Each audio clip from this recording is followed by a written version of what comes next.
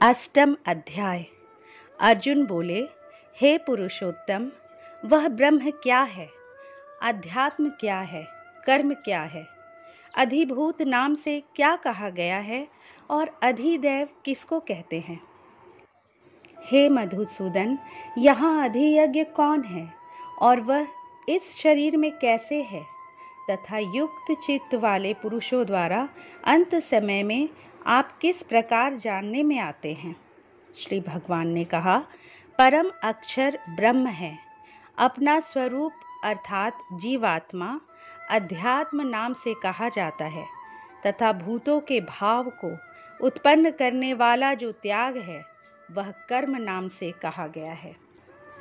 उत्पत्ति विनाश धर्म वाले सब पदार्थ अधिभूत है। हिरण्यमय पुरुष अधिदैव है। और हे देहधारियों में श्रेष्ठ अर्जुन, इस शरीर में मैं वासुदेव ही अंतर्यामी रूप से अधियज्ञ हूँ। जो पुरुष अंत काल में भी मुझको ही स्मरण करता हुआ शरीर को त्याग कर जाता है वह मेरे साक्षात स्वरूप को प्राप्त होता है। इसमें कुछ भी संशय नहीं है। हे कुंती पुत्र अर्जुन, यह मनुष्य अंत काल में जिस जिस भी भाव को स्मरण करता हुआ शरीर का त्याग करता है उसको ही प्राप्त होता है, क्योंकि वह सदा उसी भाव से भावित रहा है। इसलिए हे अर्जुन, तू सब समय में निरंतर मेरा स्मरण कर और युद्ध भी कर। इस प्रकार मुझ में अर्पण किए हुए मन बुद्धि से युक्त होकर तू निसंदेह मुझको ही प्राप्त होगा। हे पार्थ, यह नियम है कि परमेश्वर के ध्यान के अभ्यास रूप योग से युक्त दूसरी ओर न जाने वाले चित्त से निरंतर चिंतन करता हुआ मनुष्य परम प्रकाश रूप दिव्य पुरुष को अर्थात परमेश्वर को ही प्राप्त होता है। जो पुरुष सर्वज्ञ, अनादि, सबके नियंता, सूक्ष्म से भी अति सूक्ष्म, सबके धारण पोषण करने वाले, अचिंत्य स्वरूप, सूर्य के सदृश, नित्य चेतन प्रकाश रूप और अविद्या से अति परे शुद्ध सच्चिदानंद घन परमेश्वर का स्मरण करता है, वह भक्ति युक्त पुरुष अंत काल में भी योग बल से भ्रिकुटी के मध्य में प्राण को अच्छी तरह स्थापित करके फिर निश्चल मन से स्मरण करता हुआ उस दिव्य रूप परम पुरुष परमात्मा को ही प्राप्त होता है। वेद के जानने वाले विद्वान जिस सच्चिदानंद घन रूप परम पद को अविनाशी कहते हैं, आसक्ति रहित यत्नशील सन्यासी महात्मा जन जिसमें प्रवेश करते हैं और जिस परम पद को चाहने वाले ब्रह्मचारी लोग ब्रह्मचर्य का आचरण करते हैं, उस परम पद को मैं तेरे लिए संक्षेप से कहूँगा।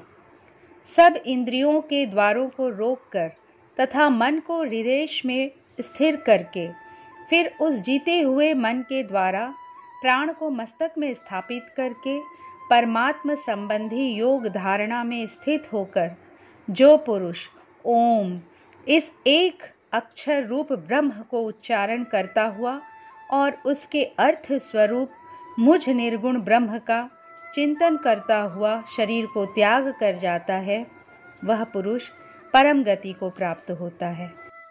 हे अर्जुन, जो पुरुष मुझ में अनन्य चित्त होकर सदा ही निरंतर मुझ पुरुषोत्तम को स्मरण करता है, उस नित्य निरंतर मुझ में युक्त हुए योगी के लिए मैं सुलभ हूँ, अर्थात उसे सहज ही प्राप्त हो जाता हूँ।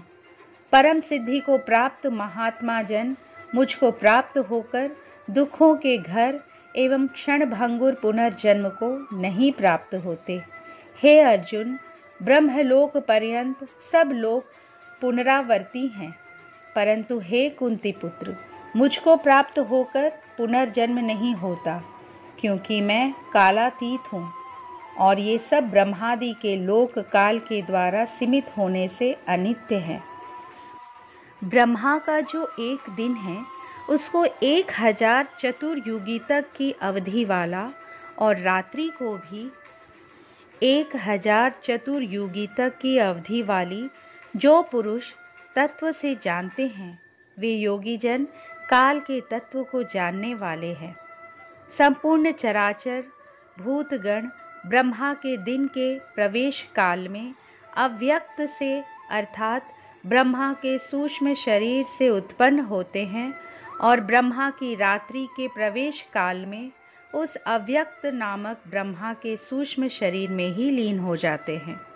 हे पार्थ, वही यह भूत समुदाय उत्पन्न होकर प्रकृति के वश में हुआ रात्रि के प्रवेश काल में लीन होता है और दिन के प्रवेश काल में फिर उत्पन्न होता है।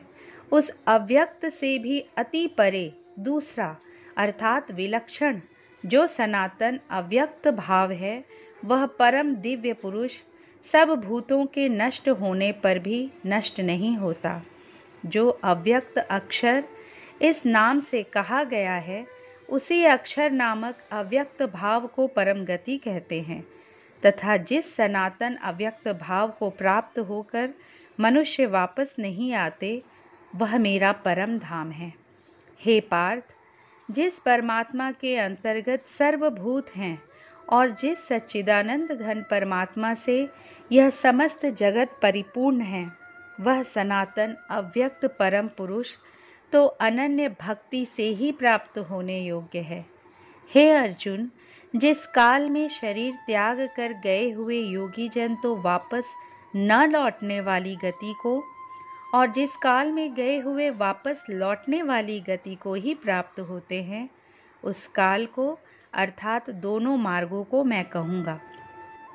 जिस मार्ग में ज्योतिर्मय अग्नि अभिमानी देवता है, दिन का अभिमानी देवता है, शुक्ल पक्ष का अभिमानी देवता है और उत्तरायण के 6 महीनों का अभिमानी देवता है, उस मार्ग में मरकर गए हुए ब्रह्मवेत्ता योगी जन उपर्युक्त देवताओं द्वारा क्रम से ले जाए जाकर ब्रह्म को प्राप्त होते हैं।